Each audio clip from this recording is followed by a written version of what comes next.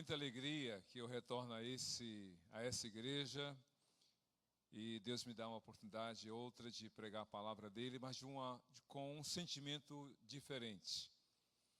A alegria de pregar a palavra de Deus sempre existe, mas hoje é diferente, porque tem esse grupo que vocês já passaram a conhecer e que a PIB da Barra está fazendo história em Duque de Caxias. Amém, irmãos?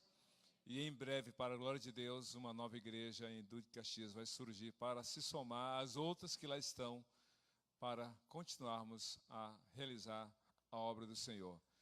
Vocês, no nosso coração, já fazem parte. Não temos como expressar gratidão pelo que estão fazendo com a futura igreja em Duque de Caxias. Que Deus abençoe e os recompense de maneira imensurável para a glória do Senhor. E uma notícia que me chegou agora há pouco, uma das irmãs que viriam para o culto hoje pela manhã e também iria fazer seu pedido de carta, essa irmã não pôde vir porque foi acompanhar o filho, cuja nora a nora dela estava grávida. E hoje, agora há pouco, nasceu o bebê. Então, já é uma igreja com uma história maravilhosa. Então, o mais novo neto dessa irmã nasceu Marcelo Abraão, que Deus abençoe a família. Inclusive, alguns parentes estão aqui, né? Eu vou pedir que fiquem em pé. Os tios, né? A prima do Marcelo Abraão. Então, esses irmãos aqui já são felizes com o aumento da família em número. Deus abençoe. Quero, então, convidá-los a abrirem suas Bíblias no livro de Lucas, capítulo 8.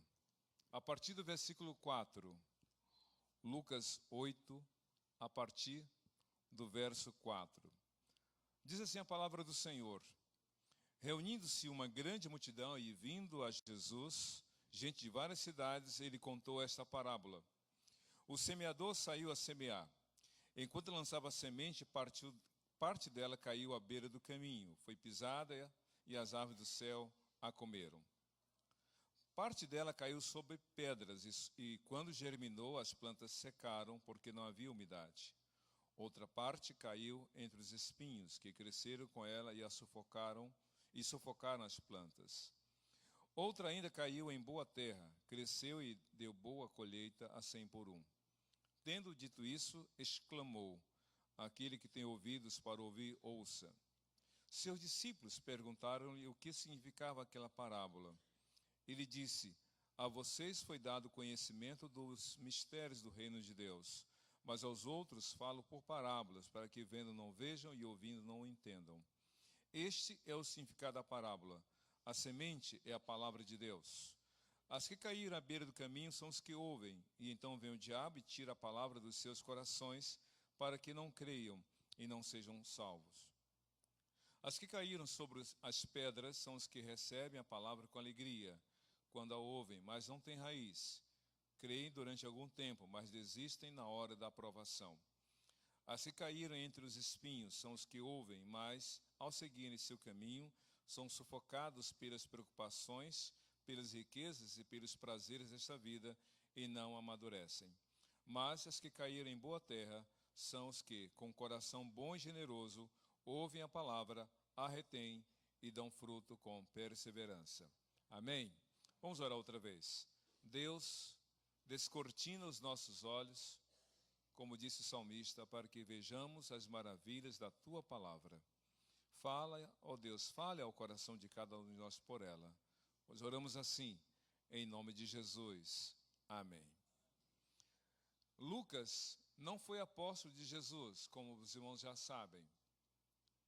Ele foi um discípulo de Jesus, ele era médico. Por isso que os milagres que ele registra no evangelho que ele escreveu, trazem uma linguagem quase que técnica da medicina da época. Basta ler os milagres de cura que Jesus fez com as narrativas em outros evangelhos e vão perceber a linguagem. Ele era médico, ele se convertera, segundo alguns, durante o ministério de Paulo. E ele é o escritor do evangelho, ou do livro que leva o seu nome, do livro de Atos. Ele escreveu 2 livros por causa de uma pessoa chamada Teófilo, um amigo muito próximo. E sendo médico, ele também tem uma peculiaridade no livro dele. É talvez o único dos 4 que sempre, ou na maioria das narrativas das parábolas, ele explica o propósito da parábola. Não em todas, mas em algumas. Jesus contou esta parábola por isso, por isso, por isso. Ele vai dando o que? A justificativa ou a razão para Cristo contar tais e tais parábolas. Nessa parábola aqui, que é a parábola do semeador, ele faz uso do cotidiano daquelas pessoas daquela época. Era comum a pessoa sair a semear, porque a economia judaica da época girava em torno da agricultura, da pecuária também. Então Cristo usa uma coisa do dia a dia, que era tão simples, tão corriqueiro, tão normal, para trazer ensinos profundos, espirituais e, logicamente, eternos. Cristo usa o semeador, para o qual ele não dá nome, mas ele identifica os terrenos, ele identifica a semente, ele diz: a semente é a minha palavra ou a palavra de Deus. Mas o que ele quer dizer? Qual é o propósito dessa parábola? Qual é a mensagem que está por trás, nas entrelinhas desse texto? O final da parábola, eu creio que é o propósito dessa parábola. Ele diz assim: então a semente caiu em boa terra e deu fruto. Em Mateus diz a 30, a 60 e a 100 por 1.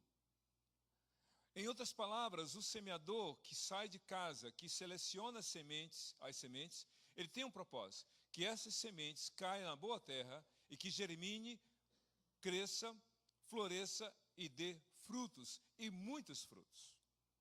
Quando nós pegamos esses princípios da agricultura, da semeadura e da colheita, do trabalho de semear e do trabalho da alegria de colher os frutos, eu creio que esse é o propósito do Senhor para com a sua palavra, que esta palavra produza muitos frutos no coração daquele que a receba. Amém, irmãos? Deus deseja que esta palavra, que não pode ser retida, que não pode ser impedida, que essa palavra chegue ao coração de todos nós e dê muitos frutos. Porém, há algumas questões que devemos observar. Há coisas que podem trazer prejuízos para que essa palavra não dê frutos. Há situações e circunstâncias que Jesus identifica que são entraves, que são barreiras, que impedem a semente produzir ou atingir o seu propósito. Ele coloca então 4 terrenos, sobre o último já falei. Mas vamos ver quais são os impedimentos que existem e que devem ser removidos para que essa palavra dê muitos bons frutos no nosso coração. A primeira coisa que tem que ser tratada para que essa palavra dê muitos frutos, a primeira atitude é receber esta palavra com o desejo sincero do seu coração. Que você priorize esta palavra em sua vida, que você receba esta palavra dando valor devido a ela. Jesus conta que o semeador saiu a semear e ao longo da sua trajetória, de onde estava aonde desejava chegar, a semente ou parte dela caiu à beira do caminho. E 2 coisas aconteceram. Parte da semente foi pisada pelos homens e outra parte foi comida pelas aves. O propósito era chegar em boa terra, mas houve esse episódio. Ela cai à beira do caminho. E quando os discípulos ouviram essa narrativa, perguntam: Senhor, o que significa isso? E então ele fala: a semente caiu à beira do caminho. É um exemplo daqueles que ouvem a palavra. Eles ouvem a palavra chega ao coração, mas aí ele fala algo muito difícil de entendermos. Vem o diabo e rouba a palavra do coração para que não creiam e não sejam salvos. A semente que cai à beira do caminho simplesmente não germina por dois objetivos, por duas razões. Elas são pisadas ou são devoradas. Pisadas pelos homens, devoradas pelas aves. E ele diz: isso acontece no coração do homem, que ouve a palavra, mas o diabo rouba a palavra. Como rouba a palavra do coração? Aqui está uma caneta. Ela é visível, é tangível. Você pode ver e tocar. E se alguém maldoso que quer tomar para si esta caneta, vai esperar um momento de distração da pessoa, que é a dona da caneta, e vai tirar. Mas como tirar a palavra do coração? Como é isso? Não sei como, mas o diabo faz isso. Ele consegue colocar distrações na pessoa. Ele faz com que a pessoa mude o foco. Ele faz com que a pessoa dê importância a outras coisas que não são importantes. Ele faz com que a pessoa direcione sua inteligência, seus recursos, suas habilidades para outras coisas e não para a palavra. Ele rouba a palavra do coração, fazendo com que a pessoa se ocupe mais com outras coisas do que com a palavra. Eu me lembro da história de uma pessoa que era muito lerda. Você já viu alguma pessoa lerda na vida? Eu conheci a história de um homem que era muito lerdo, mas ele era tão lerdo que a ele foi dada a tarefa de vigiar 2 lesmas e deixou uma fugir. Ah, foi de repente. Mas como assim? Como é que você deixou uma lesma fugir? Não, foi um tempinho só de distração. Mas é isso. O diabo faz isso. A pessoa muda o foco, ela diz: não tenho tempo para a palavra, eu não tenho tempo para o culto, eu não tenho tempo para EBD, não tenho tempo para ler a palavra, para ouvir uma mensagem, e vai se ocupando com outras coisas. Então já vem e tira e rouba. Isso é um impedimento que precisa ser removido, amém? Mas outra coisa que tem que ser feita para que essa palavra dê frutos na vida de cada um de nós, é preciso que se fortaleça a intimidade com Deus. É preciso que você fortaleça, que você aprofunde suas raízes na vida com Deus. Então Cristo então fala o seguinte: outra parte da semente caiu em terreno pedregoso, e porque tinha pouca umidade, logo germinou, mas quando veio o sol, por não ter raízes profundas, secou. E eu disse: mas como é isso, Senhor? É simples. São aquelas pessoas que ouvem a palavra com muita alegria e estão muito alegres, estão muito efusivas nesse primeiro momento da vida cristã. Elas acham que vão ter tudo o que querem, que não vão passar por dificuldades, que não vão ter problemas, e elas estão felizes porque Deus mudou a vida delas, mas elas se esquecem que nesta vida há aflições, há lutas e há dificuldades. Mas elas não se aprofundam na sua vida com Deus. Elas não alimentam a fé dela, como o pastor Zé Maria disse, né? Hebreus 11, 6, que é que diz lá? Sem fé é impossível agradar a Deus. Mas numa outra tradução, a tradução do pastor Zé Maria qual é? Com fé é impossível não agradar a Deus. Só que a pessoa não alimenta a sua fé. Ela não tem intimidade com Deus. E quando vem o sol das provações, das lutas, elas se frustram, se decepcionam até e desistem de Deus. Lá em São Paulo chegou um pastor de uma igreja batista, e então um jovem daquela igreja disse assim: pastor, eu estou muito frustrado com Deus. Eu estou muito decepcionado com Deus. Isso por quê? O jovem disse: porque desde quando eu me converti, só tenho tirado notas baixas nas provas na escola. Aí o pastor achou: tem alguma coisa errada aí. Escuta, rapaz, como assim pastor? Desde quando me converti, e eu me lembro muito bem do dia que entreguei a minha vida a Jesus, só tenho tirado notas vermelhas. Mas escuta, você tem orado? Tem orado? Tem orado. Mas você tem estudado? Não, entrego tudo na mão de Deus. Eu não estudo não. Senhor, é contigo agora. Como assim? Como é que uma pessoa pode viver a vida cristã dessa maneira?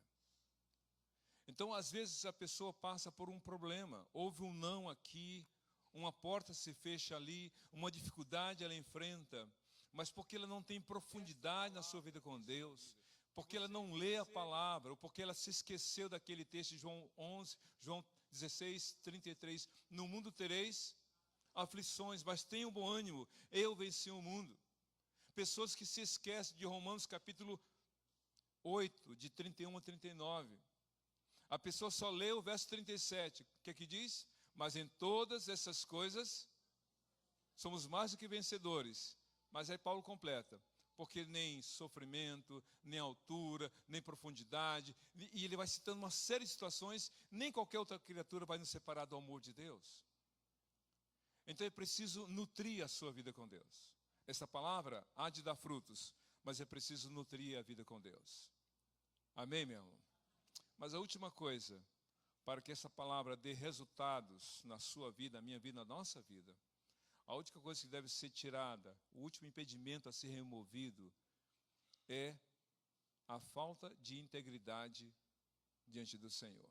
Eu vou explicar essa expressão. Cristo, então, ele diz o seguinte: uma outra parte das sementes, uma outra parte caiu entre os espinhos. E ele conta um detalhe: os espinhos não impediram da semente germinar, mas os espinhos sufocaram a planta ou as plantas de modo que elas não conseguiram se desenvolver completamente. E os discípulos imaginam, mas Senhor, o que significa isso? E ele fala o seguinte: assim como os espinhos machucam, cercam e impedem o desenvolvimento das plantas, assim 3 coisas podem e são capazes de impedir que a pessoa cresça na sua vida com Deus. Ele fala de 3 coisas. Ele fala da ansiedade, que são as preocupações. Fala das riquezas, querer tudo de qualquer jeito, fazendo das riquezas um fim em si mesmo, imaginamos, e pelos prazeres da vida. Essas 3 coisas podem sufocar uma pessoa de modo que ela não consiga dar a devida atenção à vida com Deus. Excessiva preocupação é a ansiedade. E a ansiedade é o medo do amanhã, o medo do futuro.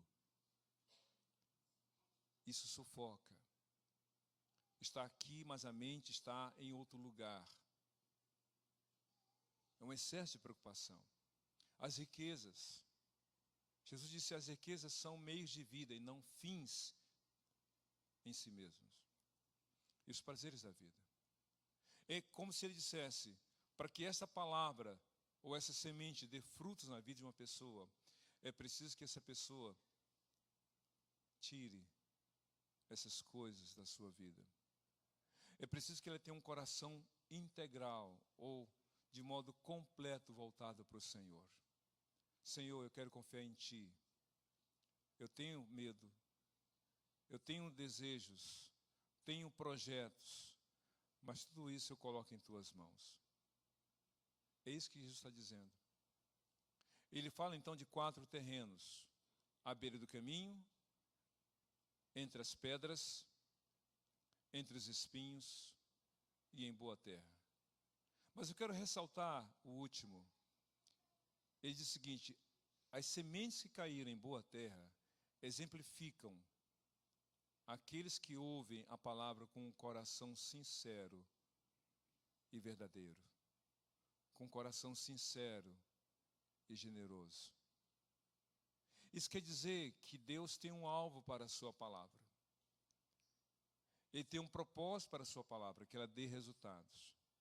Ele olha para essa população mundial de mais de 7 bilhões de pessoas e vê 4 terrenos. Pessoas que estão à beira do caminho, pessoas que estão como sementes entre pedras ou entre os espinhos, e aqueles que são como a semente em boa terra. Deus tem poder para mudar, para transformar aquele coração semelhante à beira do caminho, ou entre as pedras, ou entre os espinhos, numa boa terra, onde a palavra venha frutificar para a glória dele. Amém? Vamos orar nesse momento. Curva a sua cabeça, feche seus olhos. Jesus é esta palavra viva. Ele está aqui nesta manhã e Ele quer mudar a história da sua vida. Ele tem todo esse poder para olhar para você e ver que há algumas coisas que estão impedindo dessa palavra dele frutificar na sua vida. Mas nesta manhã você tem toda a liberdade para escolher, para decidir, clamar por Jesus, para que Ele transforme o seu coração numa boa terra, para que esta palavra, que não tem defeito, que é perfeita, que santifica, que convence, que transforma, dê frutos na sua vida. Você quer pedir ao Senhor Jesus que Ele faça isso na sua vida? Nesta manhã, fique em pé onde você está. Diga: Senhor, estou aqui. Deus te abençoe. Transforma a minha vida numa boa terra. Transforma meu coração neste lugar onde a tua palavra fará as mudanças necessárias e ela há de frutificar para a glória do teu nome. Que dê muitos frutos. A mais alguém, fique em pé. Deus abençoe você nesta manhã. Permaneça em pé por alguns segundos. Eu quero orar com você. Como eu gosto de dizer, Deus não busca pessoas perfeitas. Davi disse: se o Senhor procurasse, o Senhor não ia encontrar. Ele busca pessoas sinceras. Se coloque diante do Senhor. Se eu estou aqui, transforma, remova as distrações. Que eu tenha um coração sincero, que eu tenha intimidade contigo e que eu realmente venha dar frutos para o teu reino. Há mais alguém? Fique em pé, nós vamos orar. Senhor Deus, nós te louvamos pela tua palavra. Nós te louvamos pelo teu poder em transformar a realidade de cada um de nós naquilo que é segundo a tua boa, perfeita e agradável vontade. Transforma, ó Deus, o coração de cada um de nós nesse lugar onde a tua palavra venha frutificar. Remova, ó Deus, os impedimentos que ainda persistem em nosso coração, as distrações, a falta de intimidade e profundidade em comunhão contigo, as coisas que tentam nos ocupar ou nos sufocar. Que cada um de nós confie em Jesus de todo o seu coração e que os frutos surjam para a glória do teu santo nome. É o que nós te pedimos e te agradecemos em nome de Jesus. Amém e amém. Que Deus abençoe. Poder sentar, meus irmãos.